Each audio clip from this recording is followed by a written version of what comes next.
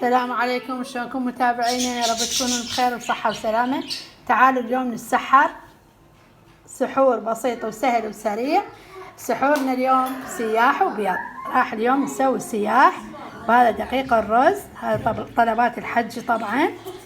طبعا ما يحتاج اي شيء. عندنا هذا الطحين هنا المقدار اللي يكفي عائلتش. انا مخليه هنا 3 أكواب، ونضيف له بس ملح فقط.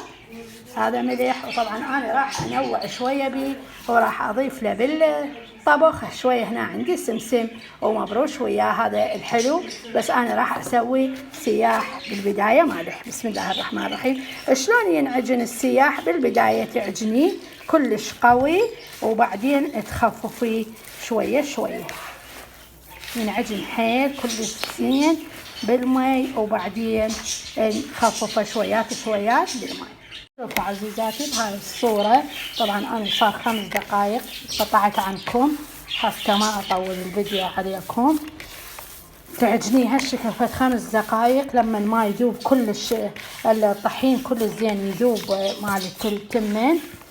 شوفوا حبيباتي، وتصير العجينة كلش ناعمة. هسه شويات شويات نبدي نخفف بالمي هالشكل. تخففيه شوية شوية، تخففيه وتحاولين هالشكل تلابسيه بايديك ويا المي حتى تخف عندنا العجينة. يعني مو رأسا نجيب المي ونخففه ويظل خشن الطحين التمن مالتنا ما يجيب رأسا. هسه شويات شويات نخففه بالمي لما نوصل للقوام اللي نريده. شوفوا عزيزاتي بهاي الصورة نحاول نخفف العجينة شويات شويات. يعني مو رأسا هم تتخففيها حتى تصير عندك العجينة هالشكل بهاي المطاطية، حتى تصير الخبزة من تفرشيها على الصاج تصير عندك عريضة وخفيفة، ما تصير تخينة وتتفطر وتتكسر. لا شوفي شويات شويات. هسه بعد هم راح نخلي مي.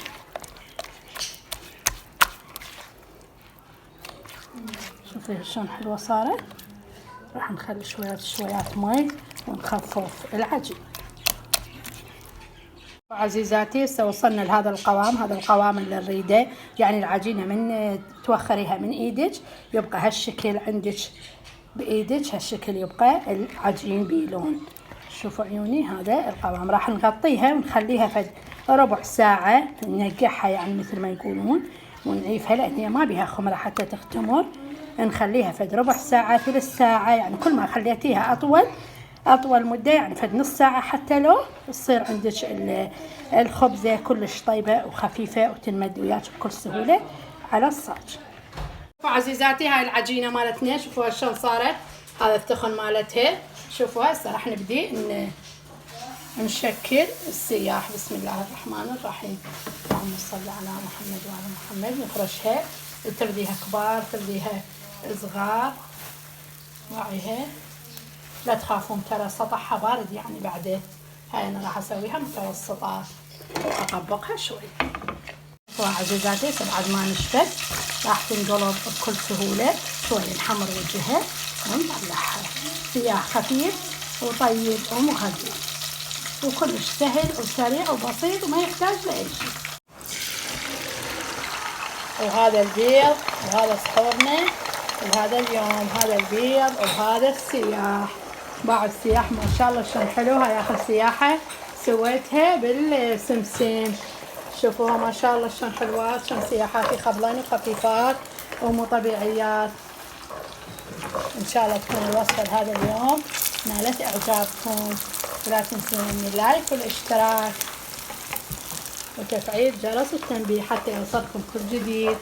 قبل الله منا ومنكم صالح الأعمال.